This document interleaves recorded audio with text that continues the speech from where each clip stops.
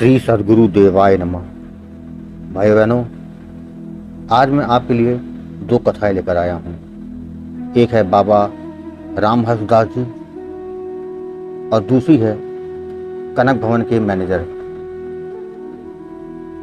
ये दोनों ही कहानी आपको बहुत प्रेरणा देगी। कहानी को पूरा जानने के लिए इस वीडियो को आखिर तक अवश्य देखें। लेकिन उससे पहले जिन लोगों ने गोकुल भवन अयोध्या यूट्यूब चैनल को अभी तक सब्सक्राइब नहीं किया है, उनसे निवेदन है कि चैनल को सब्सक्राइब कर दें और बेल आइकन अवश्य दबा दें, जिससे नए वीडियो के नोटिफिकेशन समय समय पर मिलते रहें। संत शिरोमणि अनंत परमहंस श्री राम मंगल दास जी महाराज द्वारा संकलित भक्त भगवान चरतावली से आज दो कथाएं आपके लिए लाया हूँ। पहली कथा है बाबा रामहंस दास जी। बाबा जाति के लोहार थे। छोटे पर से पूजा करते थे। भोग लगाना, शंख बजाना, पाठ करना बाबा को बड़ा अच्छा लगता था। ब्राह्मण लोग गाली देते पर ये नहीं मानते थे। फिर उन्होंने सुनारी सीखी, 50,000 रुपये कमाया, तमाम परिवार बढ़ गया। 50 की उम्र में बाबा को बैराग हो गया और सब कुछ छोड़ के गांव के करीब ही एक जंगल था, वहां चले गए। हाथ में उनके लौकी का कमंडल था। आंखें बंद करके बैठते थे, लोग कमंडल उठा ले जाते। तब तालाब पर सोच जाते, पानी पीते, 3 दिन कुछ न खाते, बैठे रहते। बहुत लोगों ने तंग किया किंतु डटे रहे, अपनी जगह से हिले नहीं। फिर ये कह सकते हैं कि शायद परमात्मा उनकी परीक्षा ले रहा हो।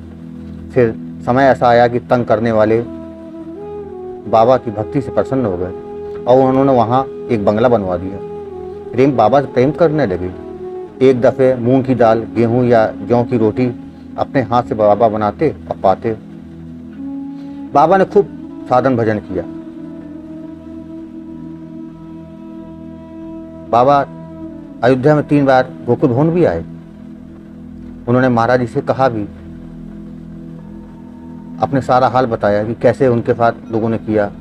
तो महाराज जी ने कहा, भैया बिना कसनी पड़े भक्त पास नहीं होता। फिर महाराज जी ने कहा, किस स्थान से साधन करते हो, कहाँ सूरती लगाते हो? तो कहा, नाभि पर।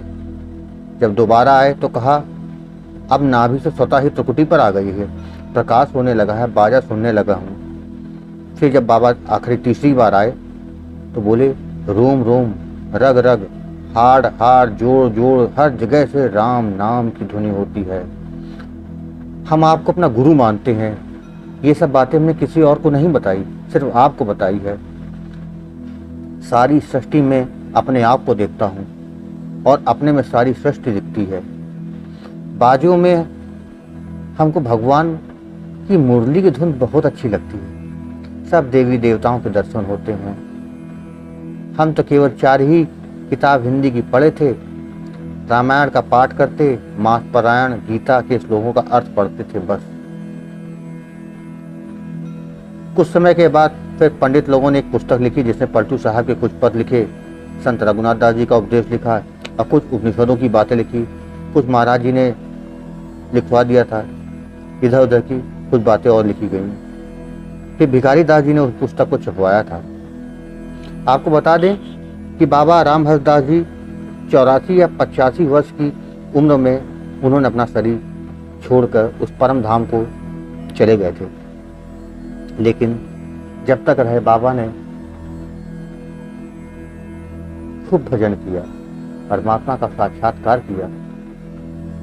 भगवान हर समय हर पल उनके साथ रहते थे। ऐसी उनकी भक्ति थी। भाइयों, अब मैं आपको अयोध्या कनक भवन के एक मैनेजर की कथा सुना रहा हूँ। कनक भवन में एक मैनेजर वैश्य जाति के थे आए। वे शौकिया नौकरी किया करते थे। बड़े विचारवान थे। सिर्फ भगवान का चरणोदक लेते थे और अपने पास से कुछ दे देते थे। उनको 18 की उम्र में तपेदिक हो गई थी। दोनों फेफड़े गायब हो गए थे। भोजन काफी करते थे तो डॉक्टर ने कहा, बड़े ताज्जुब की बात है, ये कैसे जिंदा हैं? वो महीने में 2 बार गोकुल भवन आते थे। बहुत कम बोलते थे। साल में 1 बार कनक भवन पुताते थे 600 रुपये में, और दूसरे मैनेजर 1,000 रुपये तक में पुतवाते थे। उनके पास घी, शहद, तेल, चीनी और कई सामान रहते थे। जो कोई मांगने जाता, जिसमें से खर्च किए होते उसमें से नहीं देते, जो शुद्ध धरा होता उसमें से देते। कहते तुम भगवान के काम में लगाओगे तो हमें दोष लगेगा। हमारे भक्त मतलब महाराज जी ने कहा कि हमारे भक्त गिरधारी से भी उनका परिचय था। कनक भवन के रहने वाले लोग कहते थे कि कैसा आदमी है, चुप रहता है, बहुत कम बोलता है। उनसे महारानी जी की बातें होती थी, जैसे हम लोग एक दूसरे से बात करते हैं ना, वैसे महारानी जी मैनेजर साहब से बातें करती थी। साधारण आदमी, डॉक्टर, वेदों को क्या मालूम कि कैसा संस्कारी जीव है। हमसे कहा, यानी महाराज जी से एक बार उन्होंने कहा, हम भगवान का काम सच्चाई से करते हैं, इसी से हमारी गति होगी। यहाँ के लोग जितने हैं, कोई भगवान के सच्चे प्रेमी नहीं है। जूता पहन के जाते हैं, फिर पग नहीं धोते, चौखट के पास जाकर बैठते हैं, पुजारी मना ही नहीं करता। अगर हम कहें तो नाखुश हों, इससे हम कुछ नहीं कहते। पुजारी कहीं उठकर चले जाए तो साधु लोग आकर अपने हाथ चरणों तक लेकर फिर जो जाता है उसे देने लगते हैं। हाथ तक नहीं धोते, कोई विचार नहीं करते।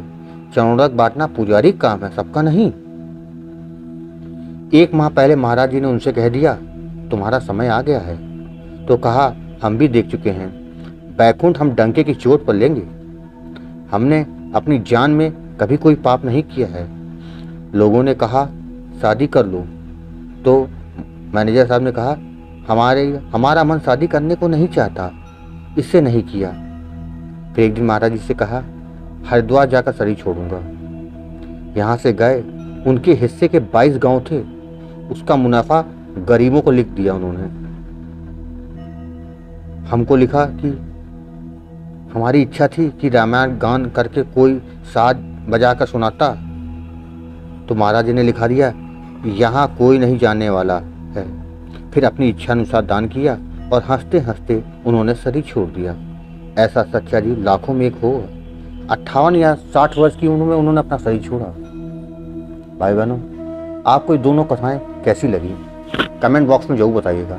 अगर अच्छी लगी हो तो शेयर करना ना भूलिएगा। धन्यवाद।